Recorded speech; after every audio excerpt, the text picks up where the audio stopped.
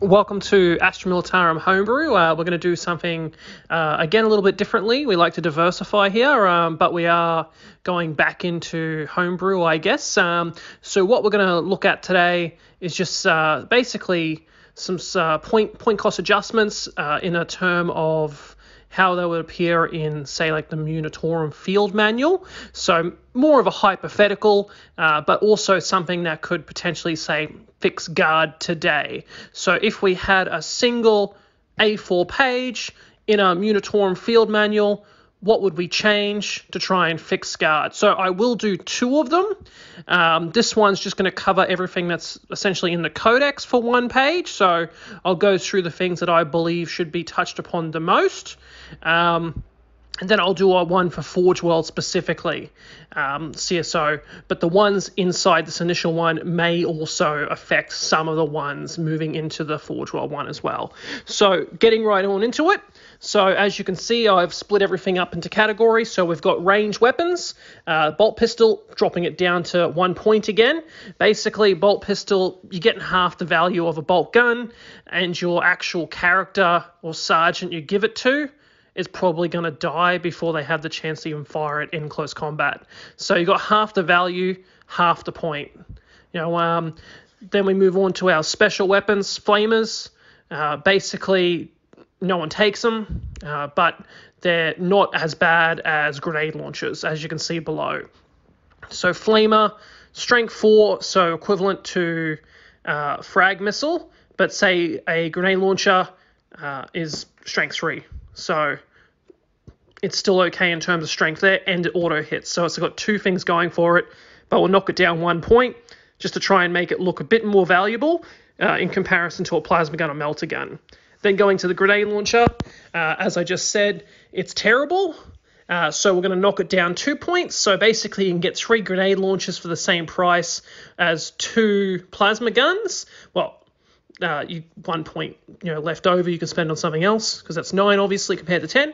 But yeah, anyway, frag grenade, it's strength 3. Basically, if you're going to first rank fire, second rank fire, a las gun and rapid fire, the grenade launcher is useless unless you're getting maximum blast or you get lucky with a 5 or a 6. Crack grenade, again, what's the point? Should have just taken a plasma gun. You get 2 shots of that. Higher strength, higher AP, potential to even get higher damage, and also, reliable 2 damage rather than D3 damage. So drop it down, try and make it worth more by taking more in addition. Then we go to heavy weapons. So I'm not going to change any of the infantry weapons. They're perfectly fine. Heavy bolt can stay 10 points, autocannon 10 points. We won't go into any specific adjustments there. But what should change is that vehicle heavy weapon point costs need to go down to match the same costs as the infantry's. So you might not realize this, but throughout the codex, heavy weapon costs are always 5 points more on a vehicle. So a vehicle heavy bolter is typically weighed at 15 points compared to an infantry heavy bolter, that's 10 points. Now, the reasoning that Games Workshop did that was because vehicle heavy weapons don't have the -1 modifier to move, so they can always shoot at their max, like their standard ballistic skill, and they can also shoot into close combat. Now, though, what I would counter that with is that those perks should be factored into the actual vehicle's costs, not into the weapons costs. So basically, we're going to drop all the heavy weapon costs for vehicles across the board by 5 to match the actual infantry one. So I've made a couple of examples where you'll notice it the most. So say, for example, you're getting a Lehman Russ, so tank commander or just a standard Lehman Russ. The actual heavy bolter sponsons would drop down to 20 points instead of 30 points. So basically, things like your multi-melter sponsons as well, that would drop to 40 rather than 50. If you take a Sentinel, giving it an autocannon would mean that would be 40 points in total rather than 45. A Baneblade sponsons would drop down to 70 points from 100, so you do get some discounts adding on there. Another one that I didn't have space to add would be something like a Chimera. So a Chimera with, say, 2 heavy bolters or 2 heavy flamers, that would be 85 points. that would actually drop down to 80 points. The reason it doesn't drop down to, say, 75 points is because you're already paying, the 10 points for the whole weapon, not 15. But you're paying 10 points on top of the multi-laser. So basically you're swapping it out. So the multi-laser is valued at 5 points. So plus 10 points to upgrade, that's 15 there. So you're just taking that 5 off, basically. Then we move on to our other war gear. So this is basically all the more miscellaneous upgrades you've fallen throughout the codex. So we've got vehicle upgrades and things that you'd find in like your company command squad. I guess it's just command squad these days. But anyway, so auger array, terrible. You get to re-roll 1 range attack dice in the entire game for that vehicle, drop it at 2 points. That way, say, for example, if you want to round it out to 5 points, you take a 3-point Stormbolter. There you go, it's a 5-point upgrade if you put both those two together. Dozer Blade, same thing again. You pay 2 points, or you pay 5 points currently to get weapon skill 5 in close combat for a vehicle. If you're going to be charging your vehicle into close combat, just use Crush Them, the stratagem. Then you hit on 2+. Otherwise, your vehicle shouldn't be in close combat. It's probably going to die anyway, or you're going to be falling back. So, Dozer Blade, 2 points. Yeah, if you want to take it, the option's there. Otherwise, it's cheap. It just could be used as a nice point filler. Medipack, it's terrible currently. Dropped to 2 points. It's a targeted upgrade. You have to roll a dice to use it, and you get D3 wounds back if you use it on something that hasn't died. So it's bad. It's terrible compared to all the other medic options that's coming along in 9th edition. Drop its points. Platoon Standard will make that slightly more expensive than, say, a Medipack, because at least it's an aura, so it affects multiple units. So that'll be 3 points. Then Regiment Standard, exact same thing, except for regiment units instead of Militarum Tempestus. 3 points as well. Voxcaster, 2 points. 1, you're buffing a guard squad, rather than, say, something like a, was it Phobos armor? I can't remember the Space Marine name. I don't play Marine, sorry. But they have a 5-point upgrade that lets them get both a captain and a lieutenant's aura, so they can benefit from 2 auras, and they've got a Marine stat line. That's 5 points. That's fair enough. But this is guard. They can only get 1 order at a time unless you take the relic, and then even then, that relic only works on a 4+, and that doesn't go through a Voxcaster. So 2 points. Just lets you use it within 18-inch range. That's fine. HQ, we move on to. Commissar Yarrick. He's okay, but he's just far too expensive. We'll cut him down to 90, so that's 10 more than Strachan. So he's weaker in close combat. Does have slightly more ranged attack, and he's got his reroll 1 aura, so at 90 points, he'll at least be okay. He'll be fieldable, and we'll probably see him in a lot more lists that way.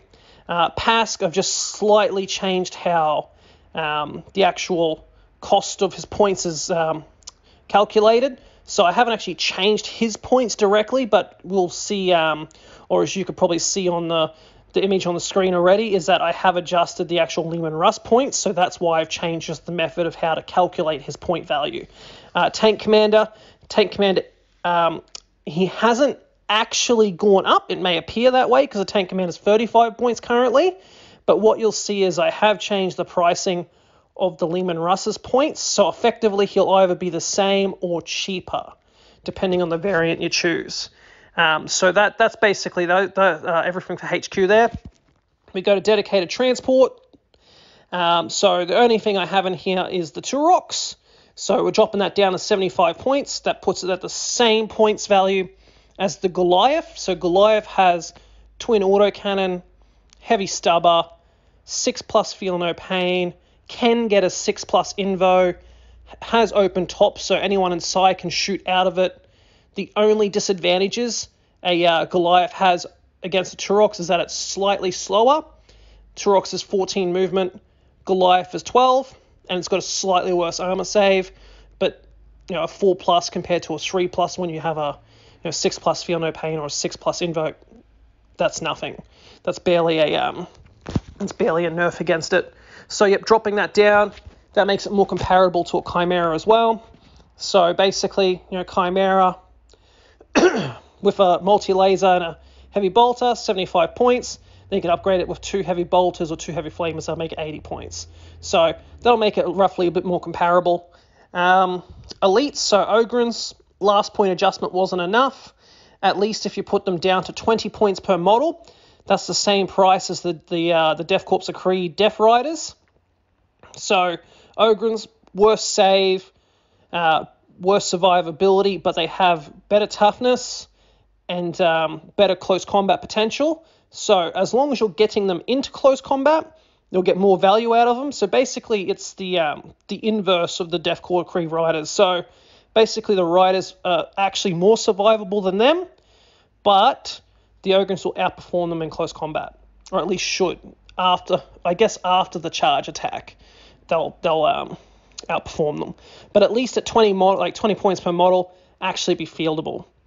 Ratlings, down to 7 points per model. They're terrible. Have a bad pre-game deployment ability. They have toughness 2, so bolters wound them on 2+. They just are not a good unit at all. Fast attack Hellhounds. Hellhounds, don't see them very much anymore. Basically, you just take Chimera 2 heavy flamers. That's better. So we're going to knock their points down a bit more as well, and we're going to diversify them a little bit more. So Banewolf down 15 points to 95. Devil Dog 95 points as well, so down 15, and Hellhound 100 points, so down 10. So basically, should hopefully make the more weaker variants a little bit more viable, and then you also make the Hellhound a little bit more viable there as well. So now it's only a 20-point difference between, say, a Chimera with 2 heavy flamers, rather than I think it's 25 actually at the moment. But still, that's at least something there. Moving on to heavy support, Basilisks, 110 points, so down 15. That makes the gap between a Manticore and them more wider, so they're a bit more viable there. Have to come down as well because I've dropped down the Leman Russ points costs. Hydras, again, also down 100 points. That's down 10 from what they are currently. Basically, they're a worse heavy weapon team in terms of firepower. But at least if you're going to take one, it's not going to break the bank as much as it would. So if you want to, say, try and take out Dakka Jets or something like that, make it a little bit easier and not as bad of a trade. Then we get to the Leman Russ, which is probably the vehicle that needs the biggest adjustment. So right now, as we know, basically every man and his dog takes a Demolisher with gunnery experts and spotter details, or you're taking Demolishers and Catachin because they have the reroll shots. And then very rarely you might see something like Pask with a battle cannon, or you might see now the Cadian Gatekeeper with a battle cannon as well. But basically we're going to try and diversify their points cost a little bit more and make the other variants more viable, and also make them more viable compared to just taking tank commanders. So what I've done it in alphabetical order, as you can see. All these point costs include the heavy bolter as well, as you can see. So Leman Russ battle tank, 140 points. So it's a 20-point drop there. So basically, standard battle cannon, 20-point cut. Demolisher, down 10 points. So again, that's to basically widen the gap between them and a tank commander. So then, like referring back to before, tank commander's 45 points. So that means Demolisher tank commander is still 195. So there's now a 10-point more gap between, basically what they were currently. And then that means there's also a 20-point gap between still a 10-point gap between the Leman Russ battle tank and a tank commander with a battle cannon. But now there's also a 10-point gap between the Demolisher and the battle cannon. So we'll try and diversify it like that. Eradicator, basically, in every circumstance, it's just a worse battle cannon. So we're making a 10-point difference between that and the battle cannon, and a 20-point difference between that and Demolisher cannon. Executioner, it's not that much different to a battle cannon. So basically, you cut down half the range. You have the potential to take mortal wounds, but you do get that extra point of AP, and then you also get that reliable damage too if you're overcharging. So that's still, we'll just still keep that 5 points cheaper than a normal Leman Russ, so just 135. So smack bang between an Eradicator and a Battle Tank. Then we have the Exterminator. Games Workshop have incredibly overvalued it. I don't know why it's more expensive than a Demolisher. That's just silly. They also didn't correctly change its firepower from the transition between 7th edition to 8th edition. So we're cutting its points down to 130. So basically, cheaper than a Leman Russ, can still shoot in the close combat, but it does far less damage. Demolisher, we're bringing it back in line to a Demolisher's points cost, so 150. So basically just a slight adjustment there. Again, similar to the Exterminator, Games Workshop have severely overvalued the point of being able to fire it into close combat. It's got no AP, in an addition of everyone getting 3+ or 2+ saves with stacking Feel No Pains. So basically that just helps it to be a little bit more viable and trade better as well. Vanquisher, it's just terrible. So just bad, unfortunately. So I've just made that the cheapest possible variant you can field. So if you just want, say, a Leman Russ as cheap as possible, you can give it a Vanquisher cannon, 125 points. So it's the cheapest variant. So if you want the most, wounds to, Leman Russ for the cheapest point cost, take that. If you want to, say, chuck sponsons onto it, it is now actually cheaper to have 3 heavy bolters and the Vanquisher cannon than it is to take a Leman Russ Demolisher stock. So as we saw earlier in the heavy weapons section, it'll be now 20 points rather than 30 points for the actual heavy bolter sponsons. So yes, so it'll be 145 points for a Vanquisher with 3 heavy bolters compared to 150 for the Demolisher. So at least it has that going for it. And then if you really wanted to, you could upgrade that heavy bolter for a las cannon. Then that's 150 points for Vanquisher, las cannon, and 2 heavy bolters. So at least it's got more secondary firepower it can take. Then finally, there's the Wyvern. Just 120 points, down from down by 15. It's not amazing right now. It's okay, but compared to the point efficiency between just taking mortar heavy weapon teams, it's overvalued for what it does. Yeah, sure, it does let you reroll wounds, but in an edition where Orc toughness has now gone up to 5, and everyone's taking MSU, suddenly 46 shots against a single target is either going to do nothing because those targets, your potential can only kill 5 models, or they got such good saves that AP nothing does nothing, or you're doing, a 1/3 the wounds less than you're currently doing. But yeah, anyway, that's my single page adjustments to how I'd fix guard in the fashion of a Munitorum Field Manual. So if you like what I did, please subscribe, give me some feedback, give me a thumbs up. And yeah, if you want to test it out, go for it. And I'd love to know what you think. Thank you.